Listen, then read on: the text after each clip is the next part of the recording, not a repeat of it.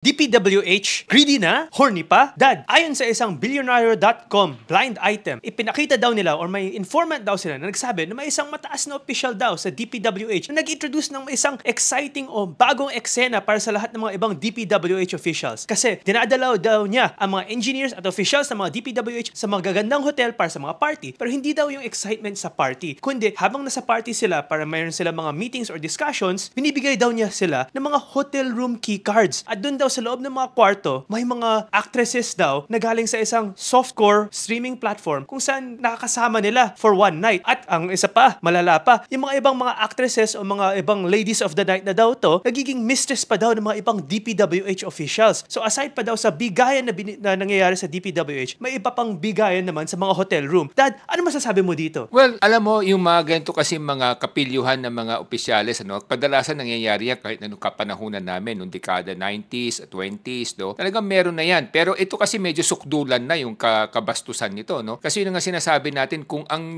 pera galing sa masama o galing sa mali o galing sa nakaw, talagang madaling easy come, easy go. Yun yung sinasabi natin. Kaya nilulustay nila kasi nga para sa kanila, madali nilang kinita to, kaya madali nilang itapon. Ang masakit dito, pati yung mga kababaihan natin, lalong napoprostitute, no? Kasi siyempre, pag inaalok nila ng malalaking amount, natutokso din yung ating mga kababaihan, no? Lalo kung sila nangangailangan ng salapi. So yun ang naging problema natin dito. Hindi lang sila nagnakaw, kundi dinamay pa nilang ibang tao na malulong sa kasamaan o sa maling landas. So itong mga ganito talaga ang nakakagalit, kaya ang ating mga mamayan nagwawala na sa kanilang damdamin dahil nga nakikita nila yung kabastusan, kawalanghiyaan at pandarambong na ginagawa sa ating bayan. At ang masakit nito, ito pa ang masakit dito, no? Hindi lamang nasisira ang buhay ng mga kababaihan na tinutukso nila sa malaking pera, pati yung pamilya nila at yung mga nakakakita sa kanila, nagkakaroon tuloy ng masamang impresyon o masamang papupuntahan sa kanilang mga buhay dahil parang sila nagiging role model, no? Lahat gustong gumaya sa kanilang ginagawa. Ito yung sinasabi natin na dapat magkaroon ng lifestyle check, no? Ang bawat mga opisyalis ng gobyerno para nang sa ganon, matigil itong mga kabalbalan na to. At hindi lamang yan, mga kababayan, gampanan din natin ating mga katungkulan. Kung nakita naman natin na may mga maling ginagawang ganito, dapat picturean natin at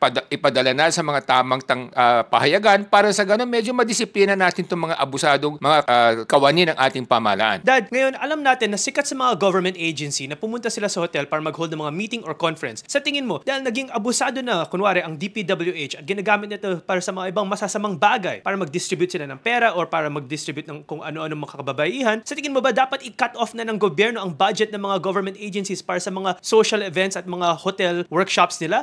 Di naman ba pwede lahat na gawin sa mga office nila, sa mga DPWH head office, etc.? Yun nga sinasabi natin, no? Kasi ang masakit dito nga, talagang ini-insert nila sa budget yung mga unprogrammed expenses o yung mga doon nila kinukuha yun, no? Yung mga miscellaneous, etc. No? Kaya naabuso. Kasi nga yung budget, pinapatungan nila ng pinapatungan. Ang masakit nito, ang ating namang gobyerno, utang ng utang para masuportahan yung mga hindi naman kailangan. So dapat talaga may disiplina. Number one, dapat hindi gagastos ang gobyerno ng higit sa kanyang kinikita para madisiplina ang lahat ng mga kawani. Pangalawa, yung mga government officials natin, dapat marunong magtipid. Kasi nga yung ginagastos nilang pera, kinukuha yan sa mga buwis ng ating mga kababayan. Kaya tumataas ang mga VAT, tumataas ang kung ano-ano mga buwis sa mga soft drink, sa mga kung ano-ano mga beer, no? Kasi nga doon nila gustong bawiin. So ang pinaparusahan nila, yung mga kababayan natin, pati pamasahe, lahat-lahat na. Tinataasan nila yung mga tax, may excise tax, kung ano-anong tax. Ngayon, lahat ng mga kababayan natin, kesyo